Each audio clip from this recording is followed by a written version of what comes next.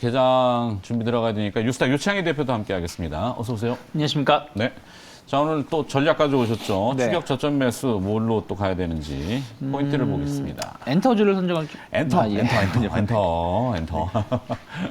어제 SM을 조금 언급해드렸는데. 아, 그랬군요. 네. 엔터 전체는 잘 모르겠고 네. SM은 좀 희한한 일들이 좀 들려서. 그렇죠.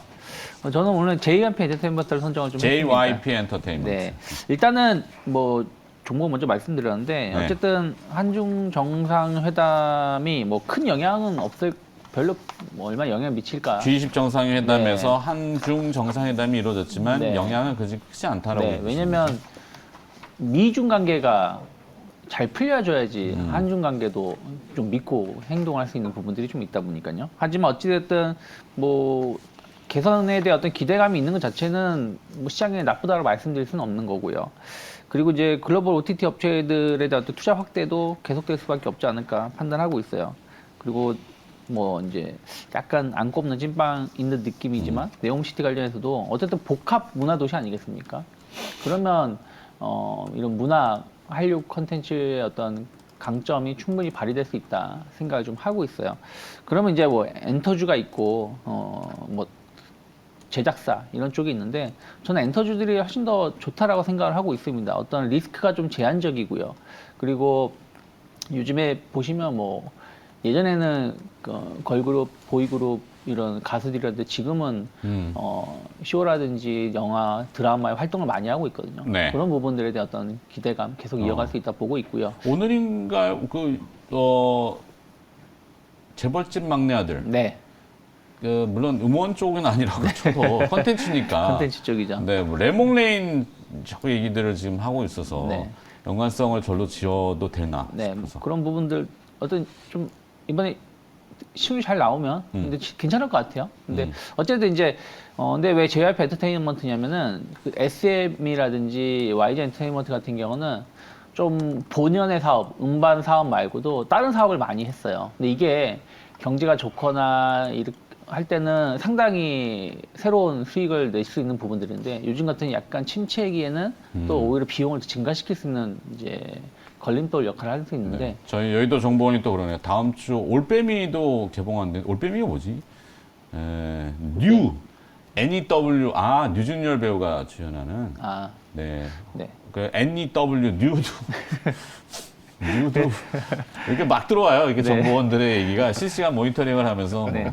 그래서 이제 그런 부분들이 JYP 엔터테인먼트가 좀 더 강점이 있다. 그러니까 음반 쪽에 집중하다 보니까 비용이 JYP. 통제가 가능하고 또 콘서트라든지 이런 부분들 그런 측면에서 보신다라면 전 충분히 최근에 가파르게 올라왔고 약간 고점에 대한 부담감은 있을 수 있는데 이 고점에 대한 부담감이 영원히 가지는 않을 거라 생각하고 있어요. 지난 4월 달 그리고 9, 10월 달 이번에 만약에 돌파가 된다라면 전 충분히 일단 단기적으로 67,000원이지만 그 이상도 가능하다. 7만 원 이상도 가능하다고 보고 있습니다. 그래서 일단은 박스권 상당 67,000원 정도 단기 목표가 열어놓고 있고요.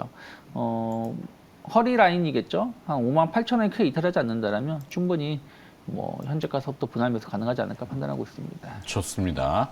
엔터 쪽을 좀 봐주고 컨텐츠까지 물론 이제 앞서도 제가 말씀했지만 재벌집 막내 아들, 뭐 올빼미 이런 히트작들이 대기하고 있어서 뭐 레몽레인, NEW, 뉴 이런 회사들도 같이 붙여서 연관해서 보면 좋을 것 같다 생각이 들고 정혜미 사장은 추격 저점 매수는? 네, 저는 조금 그러니까 시간을 두고 좀 대응할 수 있는 전략이죠. 저는 이제 XR, VR, AR, 네, 저런 쪽입니다. 애플이 드디어 이제 움직이는 것 같던데. 네, 그러니까 지금 뭐 뭐를 사야 될지 모르시는 분들이 연락을 하면 그냥 저는 한미반도체. 저쪽으로 좀 말씀을 드리거든요. EMI 차폐라니까. EMI 차피 들어가야죠. XR에도. 네. 머리에 쓰는데 네. 안 들어갈 들어가야죠. 수가 없죠. 발열 아까 얘기했잖아요. 열 나는 거하고 EMI 전자파하고는 내년도에 IT는 무조건의 그 화두가 될 거다고. IT는 근데 XR과 저런 좀 증강현실 할 수 있는 기계 외에는 지금 이제 이 개개인들이 구매할 수 있는 이제 그런 IT 디바이스 기기 쪽에서는 성장성이 나올 수 있을 만한 게 별로 없어요. 네. 네, 그렇기 때문에 저기밖에 없다라는 생각은 저는 가지고 있고 그게 이제 막 쏟아져서 공개될 수 있는 그 일정상의 모멘텀은 역시 CES. 그러면 내년 1월이죠. 그러면 네. 한 달 남짓 남은 그런 상황으로 볼 수가 있어요. 라스베가스에서 열리는. 그렇게 보면 지금부터 한 11월 말 정도, 12월 초 정도까지 사놓고 한 달 묵혀서 CES 때 부각이 되면 파는 이제 그런 전략이 VR, XR에 이제 뭐 물론 이제 장기 투자하시는 이제 그런 분들이 아니시라면 저는 이제 그 정도의 이제 스윙 전략을 좀 말씀드리고 싶고요. 요즘 환율이 그래도 크게 예전에 그 움직이는 것보다는 좀 덜 움직이죠. 1,300원대. 워낙 이 진폭이 컸어요. 네. 오를 때도 속도가 진짜 가히 이제 무슨 일이 날 정도 아닌가라는 위협을 느낄 정도로 빠르게 올랐단 말이죠. 물론 우리 혼자만 오른 건 아니죠, 환율이. 그렇죠. 근데 이제 이런 등락이 굉장히 커지잖아요. 그러니까 하루에 10원 몇씩 이렇게 움직이는 거는 그냥 뭐 그쵸. 네. 무뎌지는 거죠. 무뎌지는 당연히. 거죠. 그러니까 워낙 크게 움직였기 때문에 요즘에는 10원 밑으로 움직이는 거는 그냥 별로 그냥 감흥이 없는 그런 그렇죠. 상황이죠. 그러니까 그렇다 보니까 시장의 움직임도 좀 뭐랄까 김이 좀 빠진 느낌이에요. 긴장감도 좀 빠지고 그리고 이제 환율이 아주 액티브하게 움직일 때는 우리 증시가 하루 거래 대금이 17조 많이 나올 때 21조까지 나왔어요. 근데 지금 다시 15조 밑으로 내려왔거든요. 그렇게 보면 역시 시장의 전체적인 기운이 좀 빠졌다. 하지만 속도가 좀 이렇게 좀 줄어들었다 볼 수 있는데 저는 뭐 점진적인 방향성은 크게 의심할 필요는 없다라는 말씀을 좀 드리고 싶고요.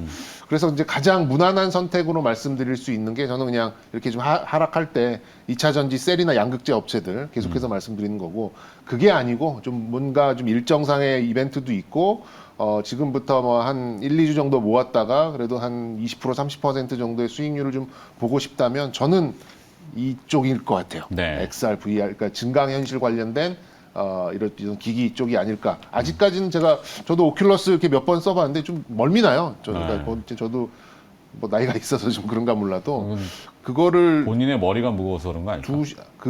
그것도 무겁습니다. 네. 예, 그러니까 지식이 많죠. 아니, 약간 목 디스크도 있고 그래서 네. 하여튼 좀 그런데 약간 지수는 좀 레벨업이 되어가는 그런 부분인데 역시 이제 좀 현타가 오는 거죠. 현실 자학 네. 타임이 오는 게 그렇더라도 지금 뭐 CPI 이런 거 7%가 넘는 상황이잖아요. 그러니까는 시장이 속도를 낼 수는 없는 이제 그런 상황이고 그렇게 되면 시장에서는 뭔가 이벤트를 찾아갈 가능성이 높은데 그렇게 가장 좀 일정상으로 좀 볼 수 있는 메인 이벤트는 역시 CES. 네. CES의 전에 이쪽에 관련된 종목들을 좀 매수를 하시라면 좀 좋을 것 같다라는 말씀 좀 드리고 싶고요. 대형주를 원하신다, 대형주를 선호하신다 그러면 저는 LG 이노텍을 보시면 될 것 같고 네. 중소형주 액티브한 걸 좀 좋아하신다라고 디스플레이. 하면 네, 그냥 무난하게 뉴프렉스로 가시면 될 것 뉴프렉스, 같아요. 연성 PCB. 네네.